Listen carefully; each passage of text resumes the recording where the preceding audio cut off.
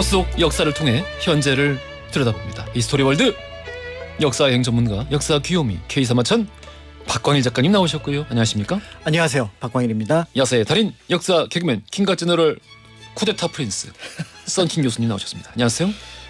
방송국을 접수하라. 네, 장군님. 장군님이 누구야? 네? 장군님이 누구야? 그런 장군이 있어요. 아 그렇군요. 또리 장군이라고. 예. 자, 반갑습니다. 오늘 주제가 역사 속 쿠데타인데 이럴 줄 알았어요. 쿠데타 이야기 한번 나눌 줄 알았고, 근데 들어오시면서 너무 재밌는 말씀을 해주셔가지고. 네. 저는 아들 딸 구별 많고 둘만 낳아 잘 기르자만 기억이 나는데, 네. 그런 것도 있었어요? 저는 그래서 하나가 있었던 걸로 기억하고 딸아들 구별 말고 그거 말고 그다음에 아까, 응. 핵폭발보다 더 무서운 인구 폭발. 와. 그러면서 지구 위에 그 사람이 막 넘쳐가지고 막 지구가 힘들어하는 그런 장면도 있었던 시절이 있었구나라고 생각을 하면은 그것도 제가 경험한 눈으로 직접 봤던 거니까. 작가님 어렸을 때? 그렇죠. 그러니까 그게 벌써 그 사이에 이제 우리나라 사회가 크게 바뀌었구나라는 것들을 이제 짐작하게 되죠. 최근 이제 뭐 10몇 년 안에 더 많이 급격하게 바뀌어가지고. 그렇죠. 근데 이게 한편으로는 우리나라뿐만 아니라 맞아요. 전 예. 세계적인 어떤 상황이기 때문에 이제 이거에 대해서 뭐 이제 해법 이런 것들도 있지만 또 한편으로는 대처도 필요하지 않을까. 그러니까 그거 한번 우리 나눠보고 싶은데 잠깐 아주 짧게. 왜냐면은 다 환경 조건이 비슷하거든요. 그렇죠. 다 똑같이 지금 아이를 안 낳고 뭐 결혼도 안 하고 전 세계 많은 나라의 젊은이들이 그러고 있는데 근데 인구가 늘어나는 나라가 있고 그렇죠. 미국 같이. 네. 그리고 우리는 지금 뭐 이제 뭐 준다는 말로도 부족하죠. 이 보면은 그런 차이가 어디서 올까요? 아니 그 제3세계 국가라고 해서 많은 사람들이 인구가 줄어들고 있다라고 말들을 하는데 아니요. 의외로 더 폭발한 나라들이 많아요. 의외로 우리가 알고 있는 중남미 같은 경우에 또 필리핀 같은 경우에는 인구가 꾸준히 늘어나고 있습니다. 왜냐하면 카톨릭 국가잖아요. 예. 카톨릭 국가는 무조건 애를 낳아야 돼요. 그렇기 때문에 역설적으로 나라는 점점 지금 경제적으로 폭망을 하고 있지만 인구는 폭발하고 있는 그런 상황이라니까요. 그러면은 우리나라 뭐 국교를 지금 바꾸자 뭐 이런 건가요? 국교를 카톨릭으로요? 정하자. 이게 막방으로 만들어 이거. 근데 이제 미국의 인구 증가는 좀 다른 케이스잖아요. 이민이죠. 이민이잖아요. 예. 그러니까 이제 결국은 그러니까 정책들을 선택을 해야 되는 부분들이 그치. 나타나는 거고요. 그런 면에서 볼 때 향후에 이제 이 정책을 어떤 식으로 안정적으로 그러니까 현재 한국인들도 부담을 느끼지 않고 그다음에 자연스럽게 그런 어떤 한국의 어떤 역동성을 유지할 수 있는 인구를 어떻게 유지할 건가. 이 부분을 같이 고민을 해야 되는데 여기에서 이제 굉장히 어려운 게 우리가 단일 민족론은 지금은 많이 사라졌다고는 하지만 근데 아직도 정서적으로는 있지. 조금 낯선 것에 대한 거부감이 있거든요. 예. 이제 이 부분을 어떤 방식으로 좀 이렇게 누그러뜨려 나갈까 더불어서 그분들하고 같이 어떻게 살 건가 이런 고민을 해야 될 것 같다는 생각이 듭니다. 그 재밌는 게 뭐냐면 그 중국 같은 경우에는 불과 얼마 전까지만 하더라도 무조건 한 가구 1잔이었잖아요. 좀 됐죠, 근데. 그렇죠. 그리고 두 번째 자녀부터는 호적에 등록을 못 해요, 공식적으로. 근데 인구 지금 정체예요. 근데 그게 바뀌었어요, 지금요. 더 많이 낳자인데 그렇기 때문에 이제 모델로 다자녀 가구를 사진을 찍어서 포스터를 만들어야 되는데 다자녀가 없어. 뭐 자기들이 못하게 했었으니까. 그러니까 그래서 중국의 현재 딸을 좀 많이 낳읍시다라는 그 홍보 포스터를 보면 다 서양인들이에요. 약간 그 아이러니컬해요. 이거 중국 발등에 불이 떨어져가지고. 그렇죠. 그러니까 예. 우리 역사에서 사실은 이민자에 대해서 굉장히 너그러웠던 때가 있고 굉장히 또 때에 따라서는 그것에 대해서 거부감을 느꼈던 때가 있거든요.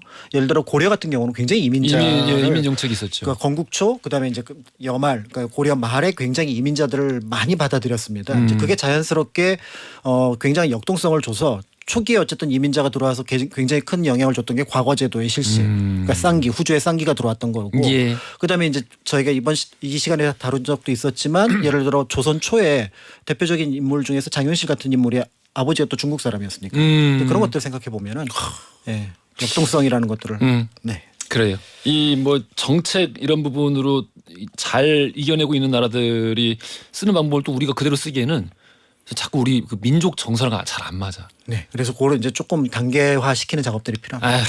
그거 합시다 나중에 역사 속 이민 같은 거. 해야지. 그러니까. 이민이 제일 큰 문제기도 맞아요. 하니까. 네. 자, 우리 쿠데타. 주말엔 뭐 난리가 났습니다. 저는 진짜 무슨 롤러코스터도 아니고. 그렇죠. 그리고 사실 우리 근 몇 년 동안 제일 큰 뉴스 아닌가요?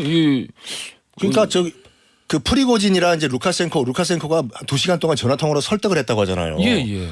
그 내용 들어보면은 거의 무슨 쌍욕이 오갔대요. 그러니까 벨라루스 대통령이 벨라루스 대통령이 중재를 하면서 예. 너 지금 거기서 더 진격하면은 넌 벌레처럼 진이김을 당한다. 아니 친구죠 이제 워낙 둘이. 둘이 친구죠. 예. 그러니까 친구 말 믿어라. 믿을 수 있냐? 그러니까 지금 러시아를 떠나가지고 벨라루스로 넘어와라. 그럼 내가 너의 생명은 보장해 주겠다 하는데 와와와와 과연 그럴까 그게요? 푸틴 대통령은 KGB 시절부터 자기 정적은 끝까지 추적해서 없앱니다. 지금 상황이 너무 아무도 예상치 못한 방식으로 한 5번 정도 꺾인 것 같아요. 그렇죠. 그러다 보니까 더 이상 무슨 어떤 섣부른 예상을 전문가들이 안 하기 시작했고 대신에 인터넷 등지에서는 굉장히 그 여러 가지 가설들이 등장하기 시작을 했습니다. 참 그러니까- 혼란한 상황이에요. 그렇죠. 그러니까 누군가 얼굴이 딱 프리고진 얼굴이 안 보이면은 이제 굉장한 추측들이 막 올라오는 장면들이 있고. 예. 근데 다시 또 얼굴이 등장을 음성 메시지가 등장을 하면은 그것이 또 아니었구나라고 판단을 하고. 오늘 아침에는 뭐 저기 푸틴이랑 짰다. 푸틴과 프리고진이 애초에 짜고 했다. 아유 아니 그러니까 푸틴 그 사람은 예. 인터넷과 스마트폰 자체를 안 해요. 그래가지고 모든 정보는 측근으로부터 올라오는데 측근들이 과연 지금 무슨 소리를 하고 있는지가 아무도 몰라 이거는요. 측근이 뭐? 뭐라고? 측근이 무슨 소리를 푸틴에게 올리는지 알 수가 없어. 그래서 상황 판단을 지금 아무도 분석을 못하는 거예요 지금. 푸틴이 상황 판단을 못 하고 있다. 음. 그래요. 그 얘기도 많이 나오더라고요. 이 푸틴의 머리가 너무 흐려졌다. 이 얘기도 많이 나오고 있고.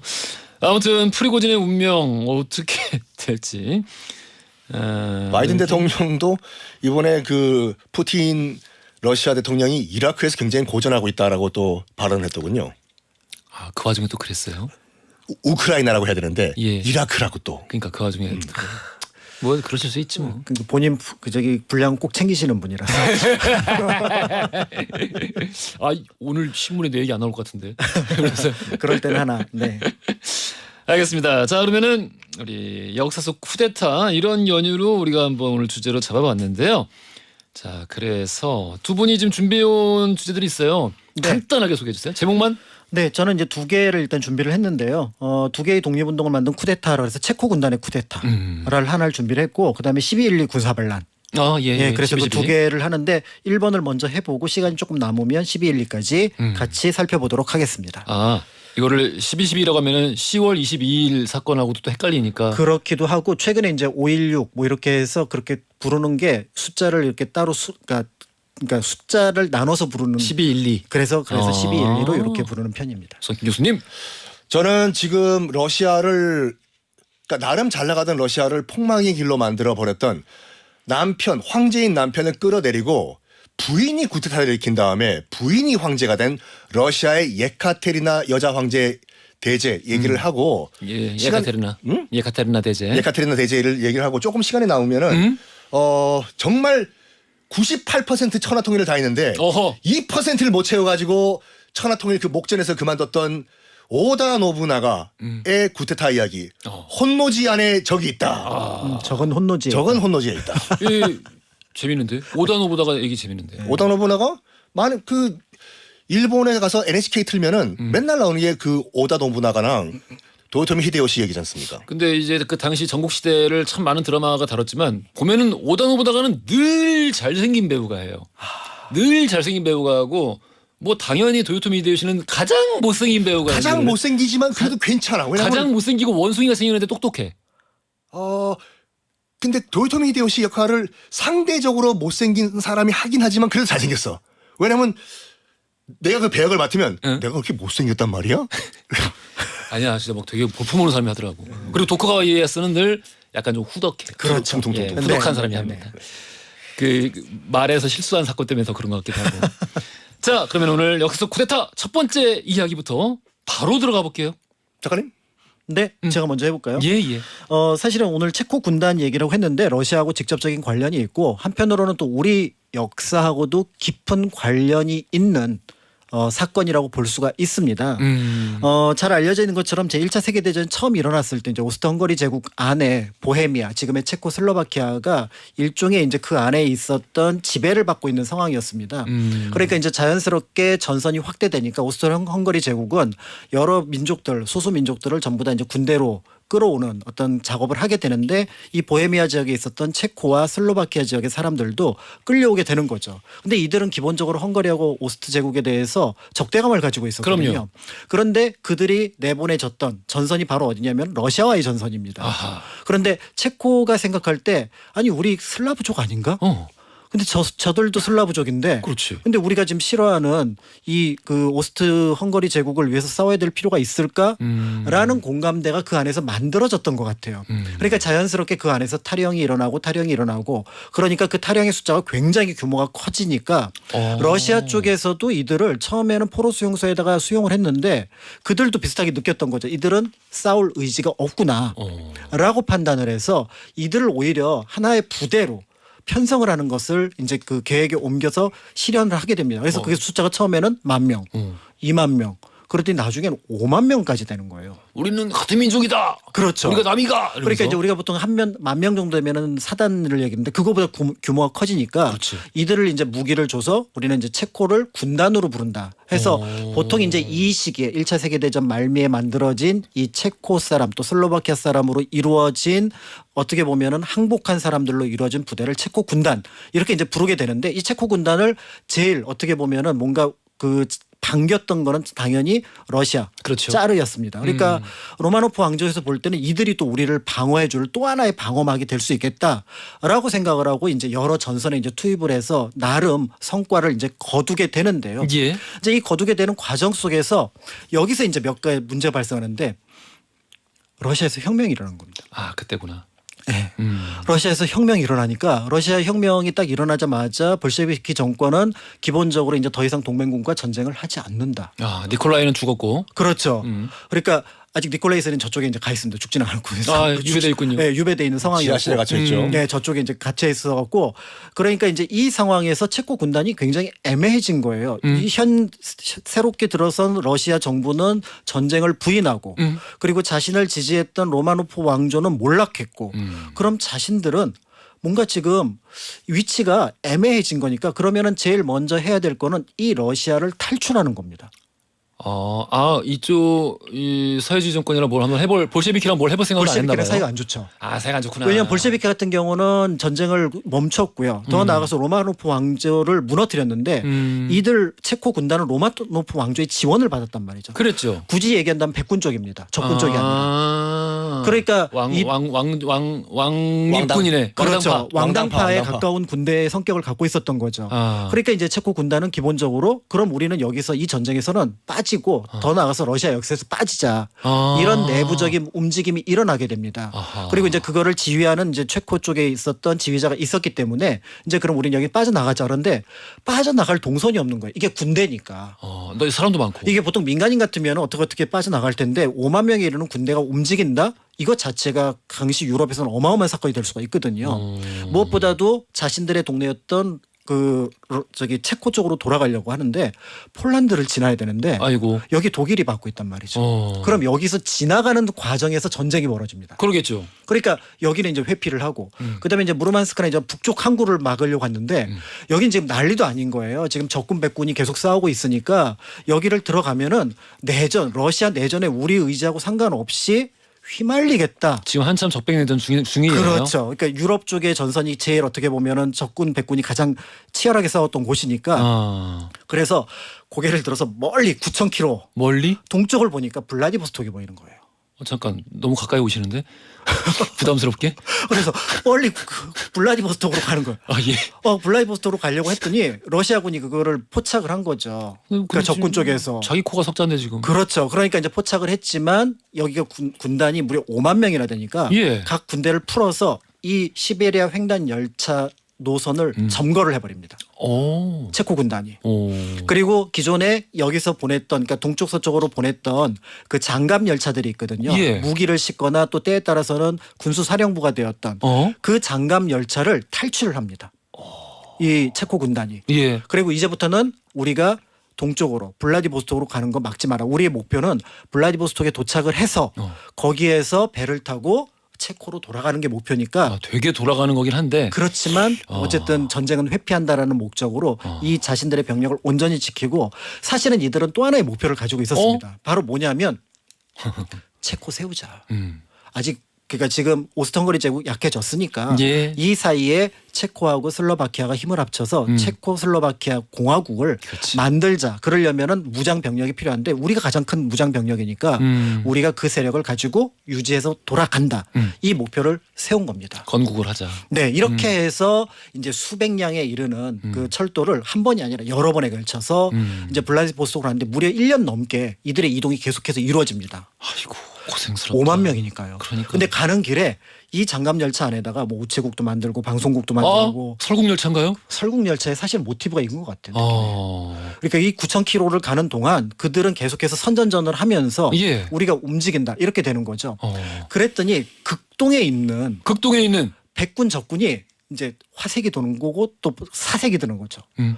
지금 극동에 있는 백군은 이들이 백군 편이잖아요. 예. 그럼 이들이 돌아오면 극동은 우리 편으로 돌아서겠다. 아. 이 생각이 들었고요. 우리에게 힘을 보태주겠지. 그렇죠. 그런데 적군은 야 이거 큰일 났다. 저 5만 군단이 오면은 이 지역에서 우리가 쌓아놨던 우세한 부분들은 완전히 무너지겠구나. 그러니까 연해주 일대에 사실은 적군이 압도적이었었거든요. 예. 그래서 백군이 밀려나가는 부분들이 있었는데 이 상황이 이제 뒤집어지니까 여기에서 이제 그 체포되어 있었던 로마노프 황제 니콜라 2세 가족이 위험하다고 판단해서 적군이 이들을 급하게 처형한 것도 이 체코 군단의 이동과 관련이 있지 않을까 예. 이렇게 보기도 합니다. 어. 그러면서 이제 블라디보스톡에 이제 도착을 했는데 근데 그 잠깐 궁금한데 이 서쪽 끝에서만 이 적백내전이 소요전의 양식으로 심하게 나왔던 게 아니라 러시아 전역에서 소련 전역에서 그렇죠. 연해주 일대에서 그래서 사실은 이 적백 사이에서 전혀 몰랐는데. 충돌했던 게 사실은 자유시참변이에요. 홍범도 장군이 자유시참변이라 네, 우리 1만 명이 넘는 독립군이 이 적백 사이에서 사실은 우리 쪽에도 사회주의 그 독립운동을 하던 분들이 계셨고 그렇죠. 또 백군들은 여기에 대해서 굉장한 어떤 부담감을 느꼈고 이런 반감도 과정이었고 있었고. 그리고 이제 적군들에 대해서 여기에 대해서는 어떤 열강들도 원하지 않았으니까 볼셰비키 제도에 혁명에 대해서는 그러니까 자연스럽게 이 모든 열강들은 백군을 지지하는 건데 예. 그 백군을 지지하기 위해서 대표적으로 이제 10일에 그 이른바 출병이라는 게 이루어지는데 한 7만에서 8만 명 정도의 출병이 이루어집니다. 그중에 5만 명 이상을 누가 감당을 하냐면 일본군이 감당을 해요. 우리가 알고 있는 연해주 시베리아 점령의 바탕이 바로 뭐냐면 백군을 지원해서 적군을 제압하겠다라는 열강들의 이유 속에서 그들이 시베리아 출병을 결정을 하게 됩니다. 그러니까 그 뭐야 이제 공통의 그 이해관계가 통한 거죠. 그렇죠. 아니 난 적백내전이 진짜 러시아 전역을 이렇게 동시에 벌어진 줄 몰랐어요. 요거 나중에 합시다. 그 몽골 인민공화국이 독립을 하는 과정에서도 몽골 땅 안에서 적백 내전이 큰 역할을 해요. 오늘 아이템 많네. 네? 오늘 아이템 많이 나와. 야, 저건 아이가 저건 아이가. 자, 오늘 역사 속 쿠데타 이야기 하고 있는데요. 여기서 돌발 퀴즈 드릴게요. 우리가 앞서서 사실 우리가 예상보다 별로 이 프리고진 얘기를 안 해서 별 힌트가 없네. 러시아 푸틴 대통령에게 반기를 든 용병단체 바그너 그룹의 수장 프리고진. 한때 푸틴의 땡땡땡으로 불리면서 식당을 운영하기도 했죠. 프리고진의 전직 직업 중 하나였던 이 직업 과연 뭘까요? 보기 드릴게요. 1번 영양사, 2번 제빵사, 3번 요리사. 힌트. 뭐 일요일은 아빠가 삐삐사.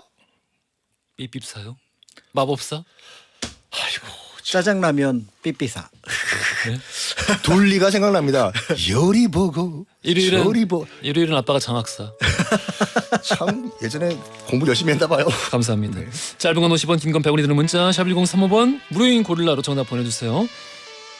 G드래곤의 삐딱하게 들으면서 3부로 가겠습니다. 허지용 쇼.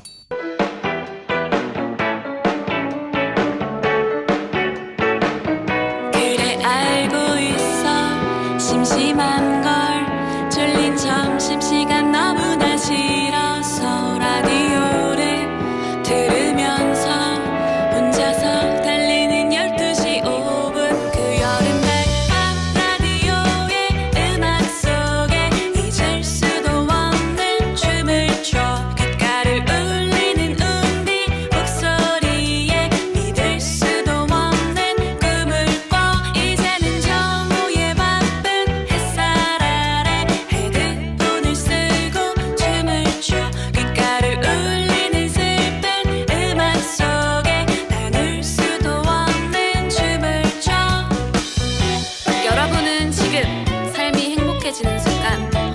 라디오쇼를 듣고 계십니다. SBS Love FM.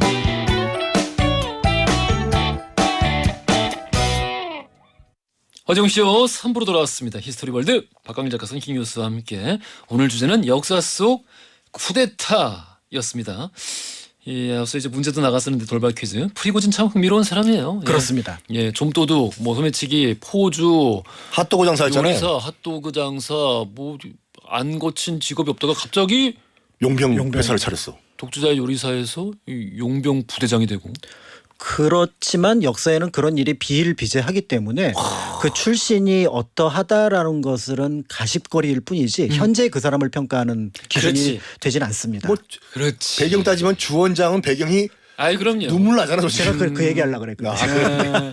그리고 왜 저기 프랑스인들도 예전에 옛날에 나폴레옹 시대에 나폴레옹 이 초반에 이제 막 좀 잘 나가기 시작할 때 이 나폴레옹을 질투하고 깎아내리려는 모든 사람들이 맨 처음에 하는 말 그렇죠. 촌뜨기. 코르시카의 촌놈. 코르시카에서 온 애가 잘 될 리가 없다. 그렇죠. 그러니까 쟤를 따르지 말아라. 그렇죠. 쟤의 미래도 빤하다. 네. 아, 그러니까 이제 그러니까요. 이거는 어쨌든 우리가 이제 문제를 내기 위해서 잠깐 끌어낸 얘기지만 현재의 어떤 그 상황을 파악하는 데는 크게 영향을 끼치지 않는다고 보시면 될 것 같고요.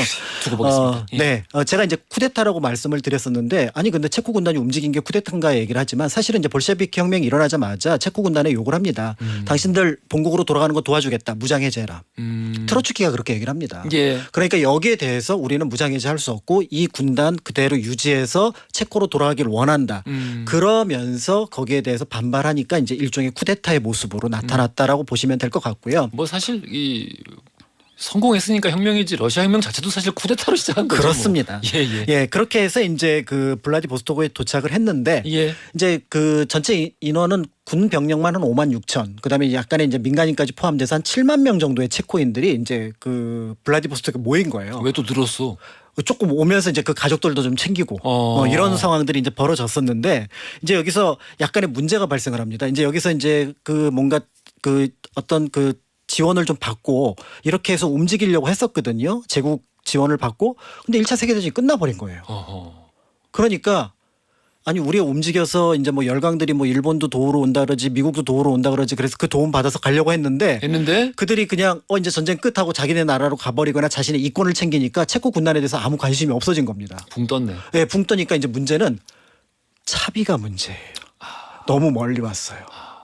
뱃삭이 있어야 되는데. 그렇죠. 7만 명의 뱃삭. 그러니까 이제 여기서 기존에 가지고 있었던 자금도 물론 있었습니다. 그래서 금괴를 탈취했다라는 기록들이 여러 부분에서 나오고 있었고 누구 금괴요?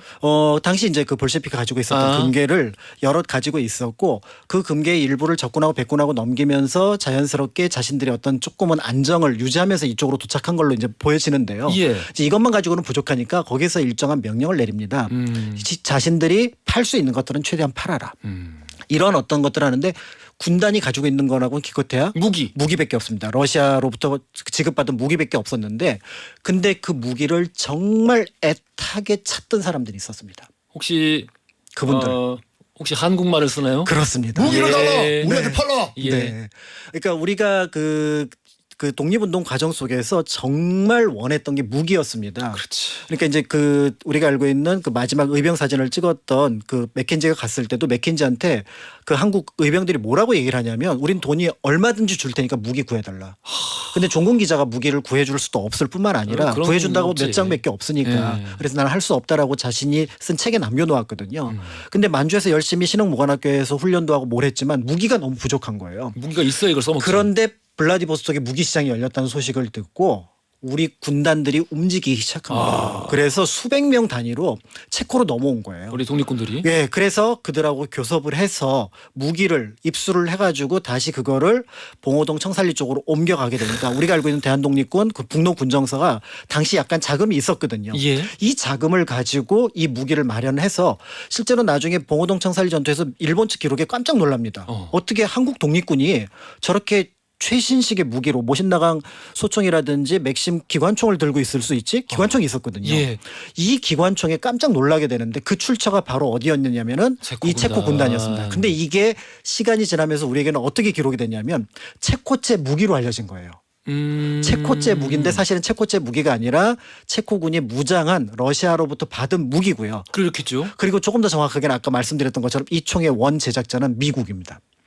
그래서 우리 독립운동가가 사실은 봉오동 청산리 전투에서 뜻밖의 미국 무기로 일본에서 일본군과 싸웠다라고 하는 내용들이 연결이 되면서 한편으로는 이제 우리 독립운동에도 큰 영향을 끼쳤고 이들은 이제 결국은 1918년부터 20년까지 계속 이주를 해서 18년에 일단 1차로 체코를 독립을 하고 그다음에 2차로 이제 자신들의 대통령을 뽑습니다. 그래요. 그렇게 하면서 또 체코의 역사가 시작되었다는 점에서 앞에 두 개의 독립운동을 일으켰던 쿠데타라는 제목으로 체코 군단의 이야기를 말씀을 드렸습니다. 미제 무기가 좋아요. 에이, 뭐야 역사 속 쿠데타 이야기 하랬더니 결국 독립군 이야기로 마무리되는. 그렇죠. 여기 독립군밖에 모르는 우리 박광일 선수. 야 독립군 바보에 진짜 딸바보가 아니라. 아무튼 자, 재밌었어요. 체코 군단 이야기 들어봤고요. 자, 이어지는 썬킴 교수님. 자 타임머신을 타고 1700년 1700년 러시아로 가봅시다. 빰. 또 러시아야. 러시아. 당시는 표토르 1세라고 그 러시아에서는 그 어떻게 보면 현재의 러시아를 만든 훌륭한 어떻게 보면 성군. 제정 러시아 뭐 최고의 군주죠. 그렇죠. 로마노프 4대 황제고 뭐 예. 우리로 치면 한 뭐 세종대왕급으로. 예. 그러니까 어느 정도냐면 표토르 대제 큰 황제라는 표현을 쓰는데 러시아를 근대화시키기 위해서는 내가 뭐든지 다 하겠다라고 선언을 해요. 그래서 서유럽 시찰단까지 떠나가면서 내가 직접 배우겠다. 이건 무엇인가 저건 무엇인가. 그래서 당시 러시아 같은 경우는 영국 화폐를 수입해 와가지고 이제 화폐를 돌리는 상황이거든요. 안 되겠다. 우리 러시아만의 공식 화폐를 찍자. 처음으로 러시아 화폐를 만든 것도 피오토르 대제고, 그리고 처음으로 러시아 우편 시스템도 만들고, 그리고 결정적으로 피오토르 대제가 큰 성군으로 그 추앙받는 이유가 뭐냐면 내 다음 황제는 굳이 내 아들이 아니어도 된다. 능력 있는 사람이 내 뒤를 잇겠다. 세습 노노. 세습 노노 하수빈 노래죠. 이 노래를 아시는 분들은 건강검진 받으세요. 뭐요? 감사합니다. 나이가 저랑 비슷하니까. 예. 어쨌든 세습 노노 된 거예요. 나름 그 반응이 좋았어요. 그러면 나도 그러면 황족이 아니지만 나도 다음 후계자가 될 수 있다는 거 아니야? 괜찮다 했는데 여기에 불만을 갖고 있는 사람이 있었어요. 왜? 뭐야 우리 아빠 아들. 아빠 아들 러시아 전역에서 불만 있는 사람 딱 한 사람. 한 사람 그렇죠. 아빠 뭐 하는 겁니까 지금 그 뭐 하는 거야 진짜. 응? 알렉세이라는 아들이 있었어요. 알렉세이. 그러니까 지금 피오토르에게는 3명의 자녀가 있었는데 알렉세이 아들, 안나, 그다음에 그 엘리자베타 이렇게 2남 1녀였거든요. 일남이녀. 일남이녀. 1남 알렉세이가 뭐야? 그럼 나 가만히 기다리면 내 황제가 될 줄 알았는데 나 아무것도 아니야? 하면서 구테타를 일으키려고요 아들이. 표트르 대제한테 감히. 표트르 대제한테 아들이 큰 아들이 아빠 권력 앞에서는 아들 아버지 없는 거 아시죠? 이성계를 봐봐요. 그렇지. 그렇지. 제1차 왕자의 난. 제2차 왕제는 광화문에서 방송이 끌고 와. 그래가지고 아니 아버지한테 덤볐는데 되나 이게. 예. 결국에는 쿠데타를 시도만 하다가 알렉사이가 오스트리아 비엔나로 도망을 가버려요. 그럼 놔준 거지 뭐. 놔준 거죠. 그래서 아버지가 얘기합니다. 너 안 죽일 테니까 단 그러니까 정말 법치주의를 강조하던 황제였거든요. 이제 그 근대의 상징인 거지. 진짜. 그렇죠. 예. 돌아와서 재판 받아라. 아. 재판 받아라. 그게 너가 정말 내 아들이라면 와서 공식적으로 재판 받아라. 안 가요 아빠. 나 죽이려고 하는 거죠. 아니 그건 재판 해봐야 하는 거 아니냐. 아유. 해가지고 야 좀 쟤 좀 데려오라고 해서 누굴 보내냐면 그 자기 신복이었던 톨스토이 백작을 보내요. 우리가 알고 있는 그 톨스토이의 그 선조예요. 예. 가가지고 설득을 합니다. 알렉세이 황자님 가가지고 재판 받읍시다. 제가 최대한 변론을 해드릴게요. 예. 진짜요? 믿어도 돼요? 그래서 비엔나에 숨어있던 그 구테타 시도했던 황자를 예. 끌고 와요. 끌고 와서 재판을 하는데 설득력 되게 좋다. 죄를 지었으면 벌을 그 피는 못 속여 진짜. 왕자님 사람은 무엇으로 삽니까? 그래서 어떻게- 우리 손자 기억해라 이거 꼭 나중에. 그래서 데려와가지고 재판을 받는데 아니 당연히 반역죄니까 사형이죠. 사형이 떨어져요. 근데 여기서 미스테리예요. 사형 집행 한 일주일 전에 그 감옥에서 갑자기 의문사를 당해요. 그러니까 여러 가지 설이 있어요. 아버지가 독살했다, 뭐 자결을 했다 설이 있는데 어쨌든 집행 전에 죽습니다. 자 이제 어찌됐거나 공식적으로는 대가 끊긴 거예요 지금 러시아 로마노프 왕제는요. 그래가지고 그 다음 후계자를 누굴 할까 하다가 이 표토르 1세가 갑자기 죽어요. 왜냐하면 술을 거의 저처럼 좋아했거든. 그리고 또 이제 아들이 이렇게 죽었는데 뭐 본인이 거기 개입이 돼 있든 안 돼 있든 사실 뭐 마음이 그게 마음이겠습니까? 그렇죠. 술을 더 먹었겠지. 그 누구냐 그 능양군 인조인간 로버트 예. 인조 아버지 정원군도 맨날 술 먹었잖아요. 예, 예. 일찍 죽어. 하여간 갑자기 죽어요. 에? 공식 사인은 요로결석으로 죽어. 요로결석이요? 술 많이 먹으면 그게 와요. 표트르 대제인데 그래도 요로결석 때문이라고 좀 막 약간 얘기하면 그 취향. 예. 나라를 위해 싸우다가 죽었다. 뭐 그냥 이제 비뇨기 질병 때문에 민혁이 질병 때문에 예, 그냥 이제 돌아가신 거죠. 맞습니다. 대제인데 그래도 후계를 안정하고 죽어버렸어요. 여기에 부인이었던 예카테리나 1세 뒤에 나오는 예카테리나 대제와 헷갈리면 안 되죠. 구별을 하기 위해서 예카테리나 1세라고 하는데 부인이 예카테리나라는 표토르 대제의 부인이 예.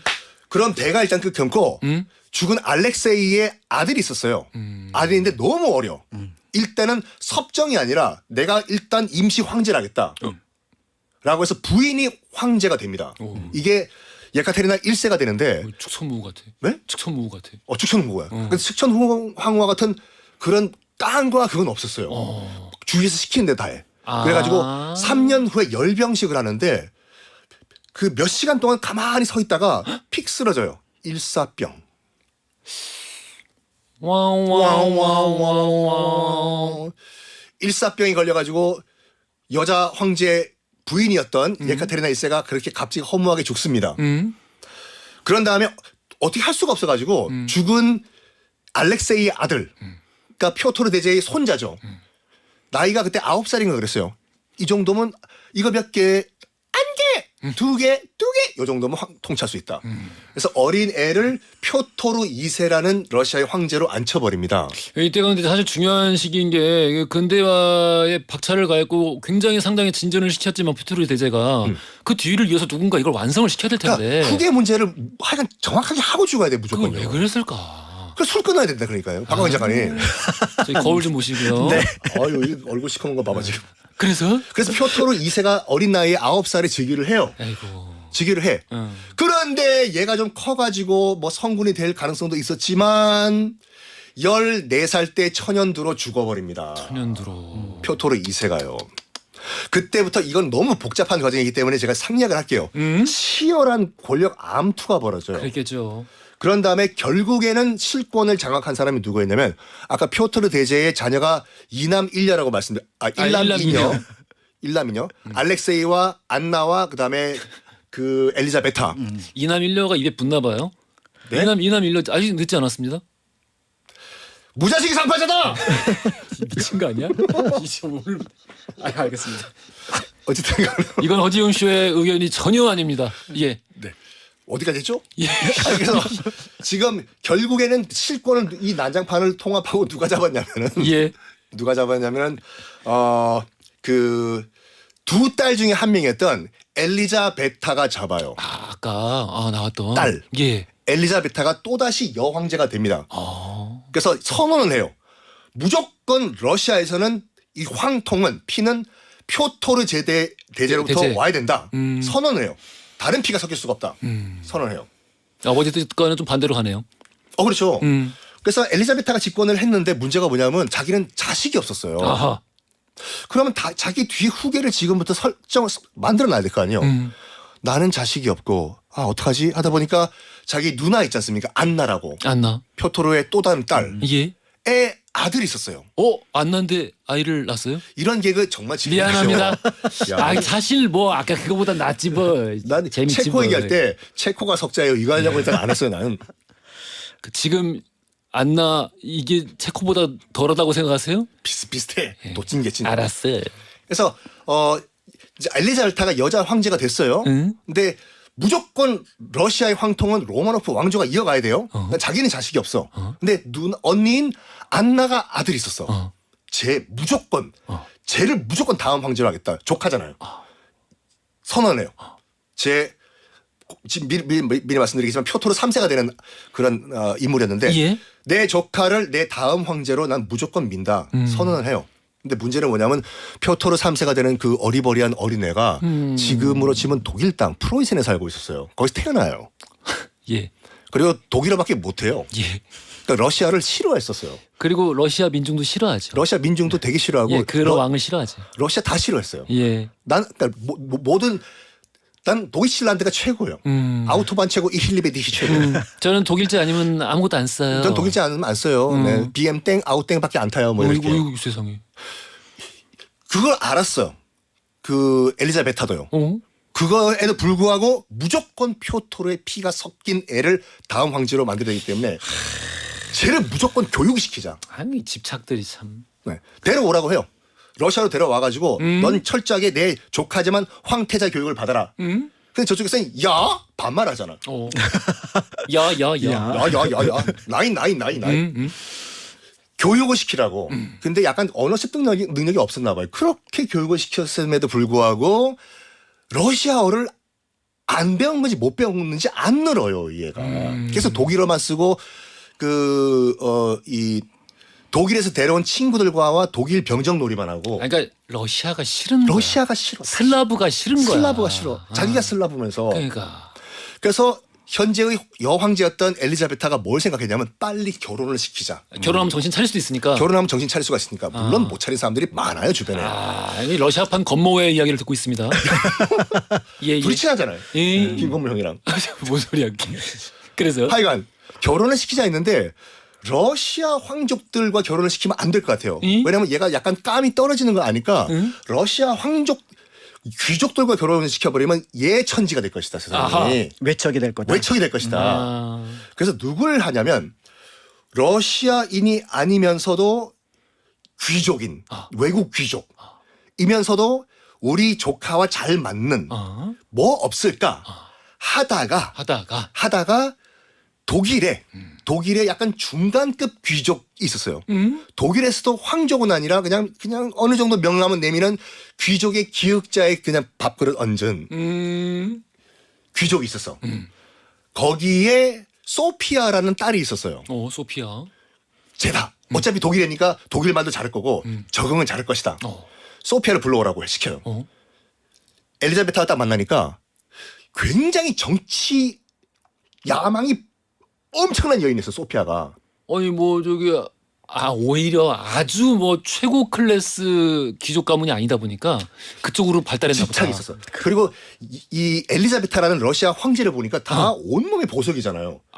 내 목표는 이거다. 뺏어버리겠어. 뺏어버리겠다. 네 인생 내가 뺏을 거야. 내가 널 박살내고 내가 황제가 될 것이다. 저 보석 내 거. 그때부터 이중인격으로 살아가요. 결혼을 해요. 정말 충성을 다하겠습니다. 약간 그 영민 씨 명성황후 같이 충성을 다하겠습니다. 최선을 다하겠습니다. 너 정도면 됐다. 그래. 내 그 조카랑 너랑 결혼해라. 감사합니다. 결혼을 해요. 그런 다음부터 철저하게 숨겨요. 자기에게 야망을요. 러시아어를 다 배우고 그 당시 이제 그 독일 같은 경우는 이미 그 루터교가 예. 뭐 나름 국교였거든요. 아플 경우에는 당연히 루터교 그 신부님을 보내야 되는데 저는 다 필요 없습니다. 러시아 정교 신부님한테 저 축복을 받아야 되겠습니다. 뭐 이런 식으로 러시아 정교. 철저하게 러시아인으로 살아가요. 이 나라를 뺏으려면 그 정도는 해야지. 네. 근데 그거를 너무 티를 내다 보니까 나중에 러시아 국민들과 표토르 3세와 다 알게 된 거야. 너무 이제 그 야망이 크다 보니까 욕심도 크고. 그러다가 결국에는 그 엘리자베타 여황제가 죽습니다.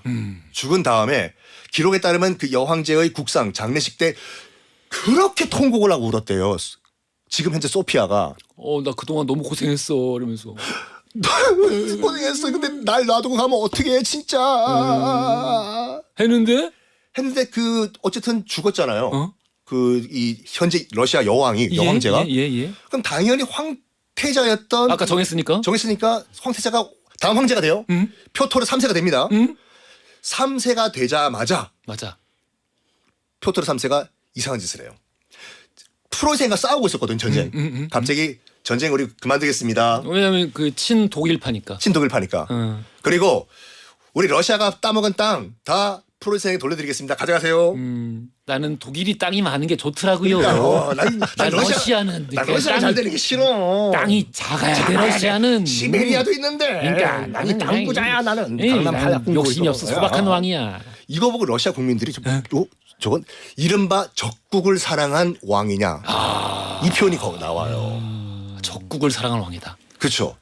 이때 가뜩이나 여론이 잘못 돌아가고 있는 걸 감지했던 이 소피아가 이 여론을 뒤집어 내 등에 업고 친히 구테타를 일으키자 해서 황궁에 있던 근위병과 손잡고 어차피 러시아 민심은 지금 표토르 3세라는 황제로부터 멀어지고 있다. 내 편을 들래 아니면 민심에 반하는 저 어리버리한 황제 편을 들래. 근위병이 좋다 그러면 배팅을 너 소피아한테 하겠다 해서 친히 구테타를 일으켜요. 밥을 먹다가 끌려갑니다. 표토르 3세가. 부인한테. 여보 왜 그래? 여보 왜 그래? 여보라니 오늘부터 내가 여황제다. 남편을 끌어내리고 넌 이제 전직 표토르 3세다. 그리고 내가 이제부터 러시아의 여황제가 된다. 더 이상 소피아가 아니라 예카테리나 대제라고 불러달라. 여기까지 해서 라이즈 오브 예카테리나. 야 재밌다. 이거 무슨 영화의 마지막 장면 같아. 그렇죠. 이제 투비 컨티뉴. 그러면서 이제 2부 나오는 거죠. 그렇죠. 넌 2부. 그렇죠. 남편을 내가 보기에는 이미 다 계획이 있었던 것 같아요. 그렇습니다. 이미 다 계획이 있었던 것 같아요. 결혼할 때 당연히 자기 시험만 본 순간부터 그러니까 시기만 보고 있었던 거죠. 시기만 보고 있다가 탁 친 것 같아요. 대단한 분입니다. 자 우리 역사 속 쿠데타 얘기라고 그랬더니 쿠데타 맞습니다. 두 번 있었잖아. 알렉세이 아들. 알았어요. 다음번에는 좀 재미난 걸로 더. 이게 재미없다고? 재밌었어. 그러니까. 좀 더 박진감 넘치는 걸로. 우리 더 이 재밌는 걸 우리 늘 꿈꿔야죠.